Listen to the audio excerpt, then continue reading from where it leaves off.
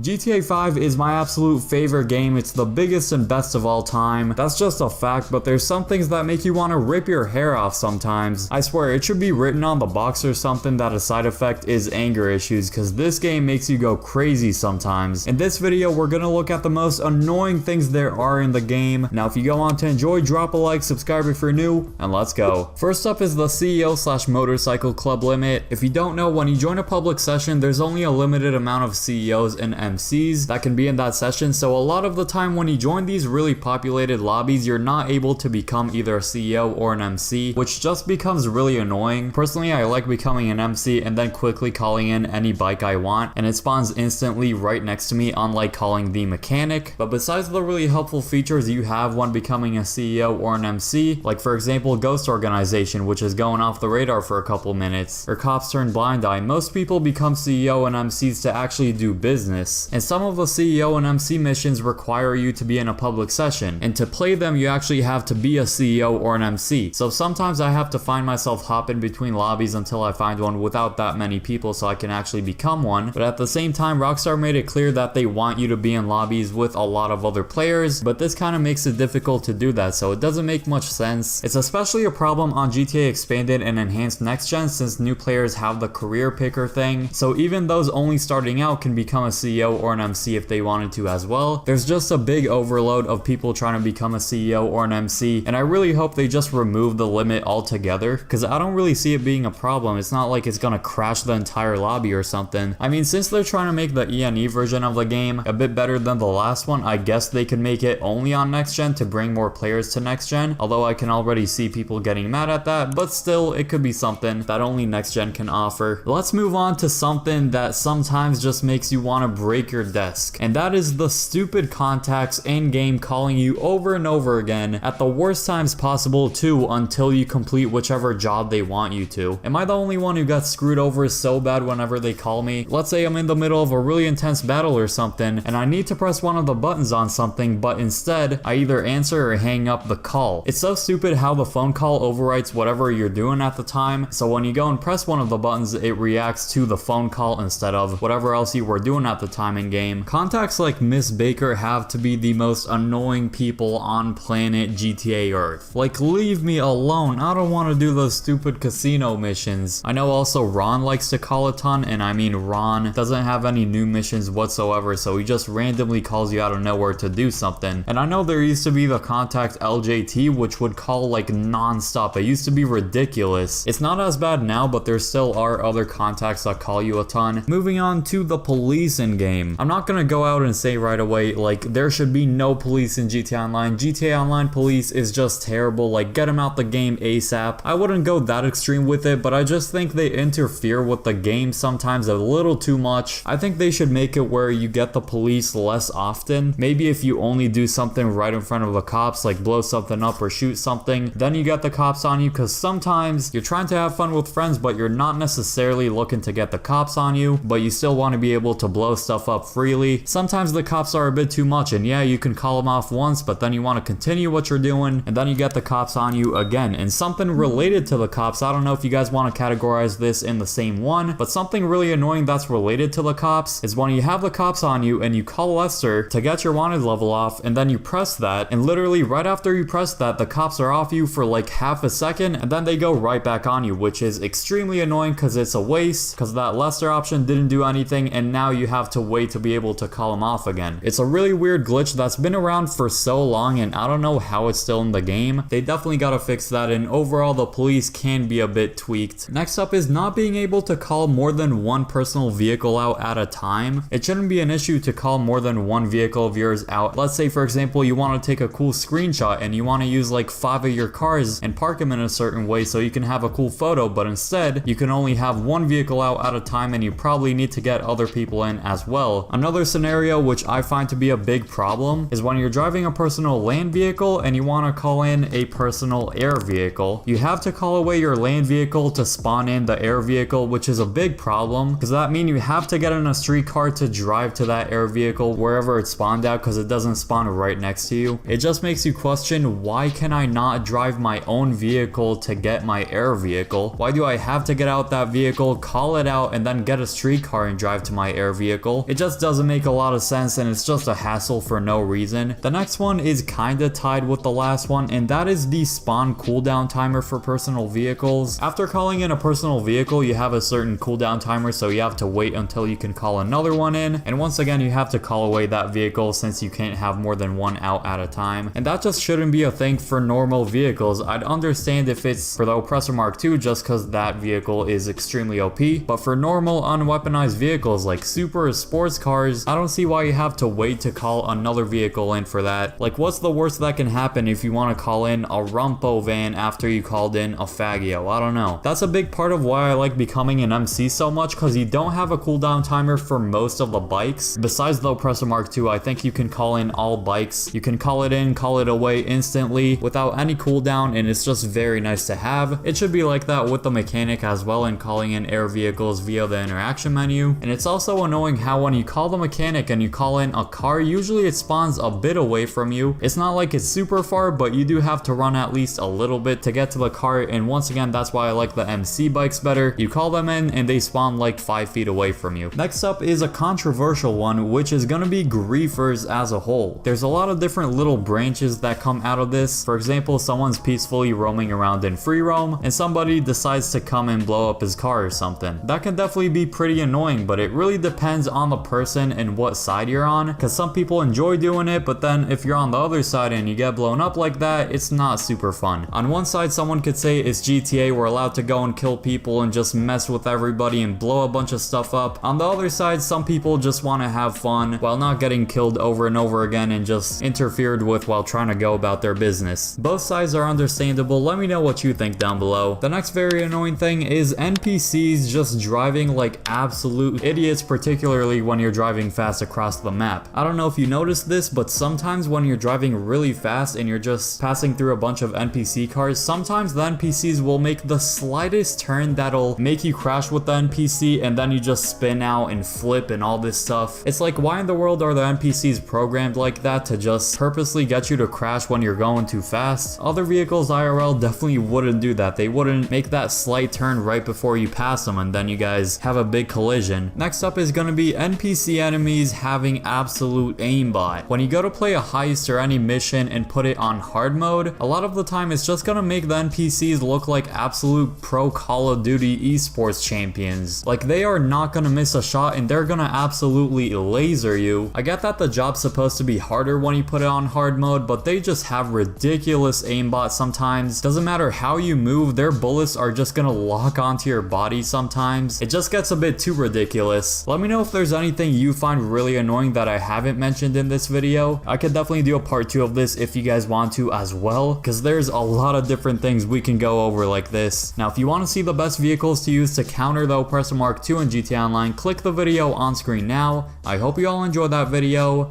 and peace.